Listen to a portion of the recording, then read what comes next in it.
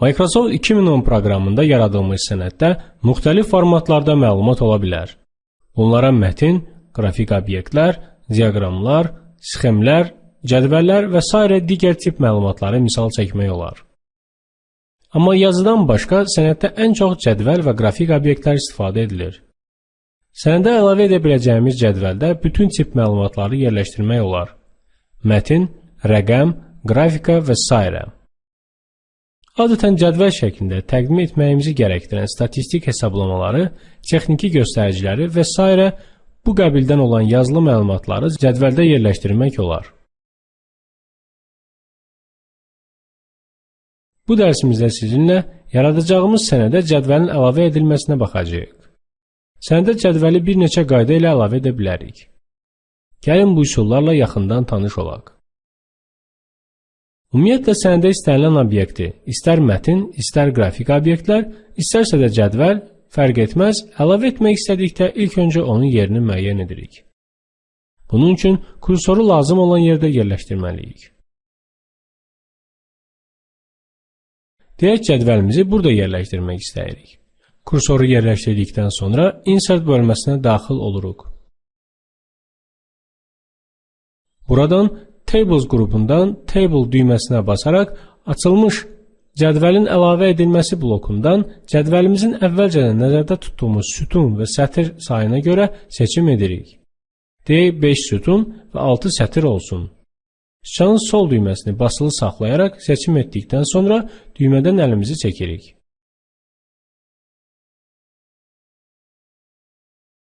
Nəticədə müəyyən etdiyimiz sütun və sətir sayına görə cədvəl yaranacaqdır.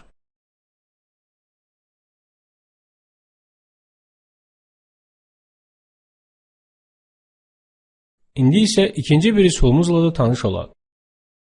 Bu, Insert Tables dialoq pəncərəsindən istifadə edərək cədvəlin əlavə edilməsi üsuludur. Yenə də kursorumuzu lazım olan yerdə yerləşdiririk. Yeri müəyyən etdikdən sonra Insert menüsuna daxil oluruq.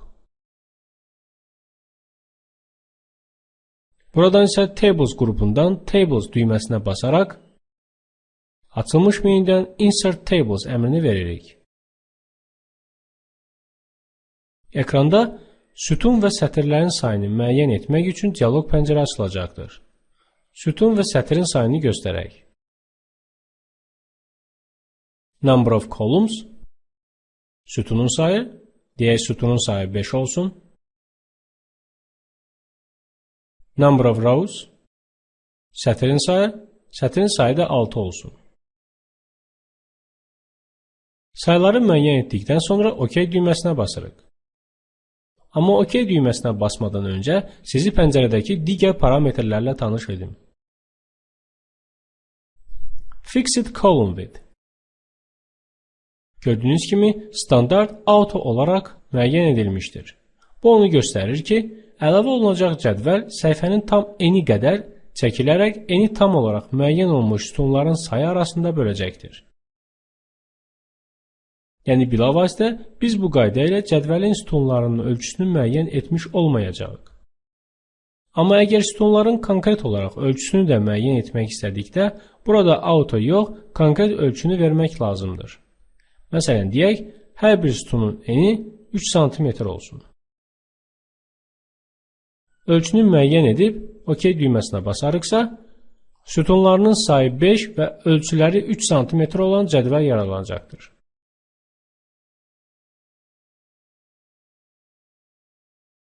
Gördüyünüz kimi, biz sütunlarının sayı 5, ölçüsü 3 sm olan 6 sətirli cədvəl yaratdıq. Əgər əlavə etmək istədiyimiz cədvəlin sütunlarının ölçüsü həmin sütunlara daxil etdiyimiz məlumatların, yəni ya mətnin, ya qrafik obyektin fərq etməz, ölçüsü qədər etmək istəsək, onda Auto Fit to Content seçimini edib OK düyməsinə basırıq.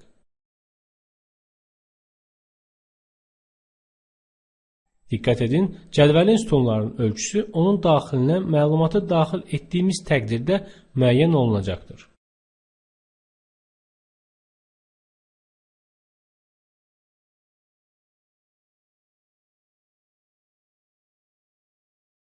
Bəzən istifadəçilərin Excel proqramında hazırlanmış və xanalarında hesabatları olan bir cədvəli Word sənədinə də gətirmək ehtiyacı yarana bilər.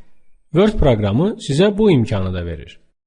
Əgər siz Excel cədvəlinizi Word sənədinə gətirmək istəyirsinizsə, öncədən cədvəlin yerini kursor ilə müəyyən edin.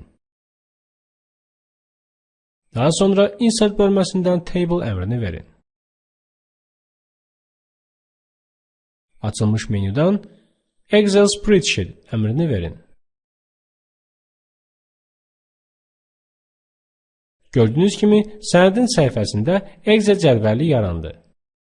Və bu cədvəldə hər hansı bir əməliyyatı aparmaq üçün alətlər bağında Excel alətləri də açıldı. Siz bu alətlərdən elə Excel proqramda istifadə etdiyiniz kimi istifadə edərək xanalar üzərində əməliyyatlar apara bilərsiniz. Bütün əməliyyatları apardıqdan sonra cədvəldən kənarda siçanın sol düyməsi ilə bir dəfə basaraq rejimdən çıxın.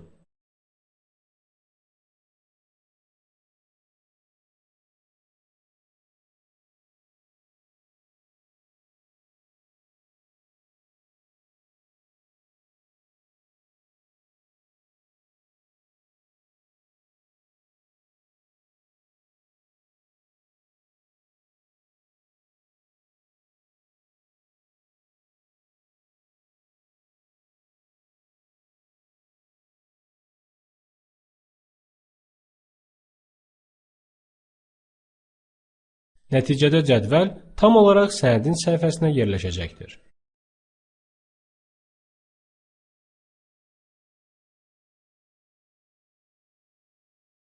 Əgər sizin sənəddə sətirlərində dəyişik sayda xanası və fərqli ölçüdə sütunları olan mürəkkəb quruluşa malik cədvəl olmalıdırsa, onda sizin köməyinizə Draw Table əmri gələ bilər. İlk öncə kursoru cədvəli çəkmək istədiyiniz yerdə yerləşdirin. Sonra Insert bölməsindən Tables düyməsinə basın. Açılmış menyudan Draw Table əmrini verin. Bu zaman siçanın göstəricisi qələm formasını alacaqdır. Və sonra sərbəst şəkildə cədvəlinizi çəkə bilərsiniz. İlk öncə cədvəlin enini və hündürlüyünü müəyyən edirsiniz. Daha sonra daxili xətlərini çəkməklə onun sütun və sətirlərini də çəkirsiniz.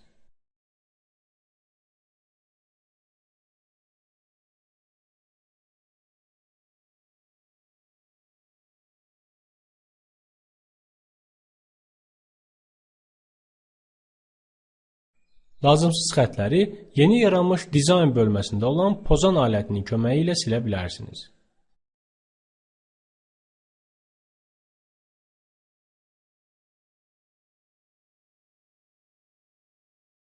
Nəzərinizə çatdırım ki, siz bu cür cədvəli standart qayda ilə yaradılmış cədvəlin xətlərini silərək və ya yenilərini əlavə etməklə də yarada bilərsiniz.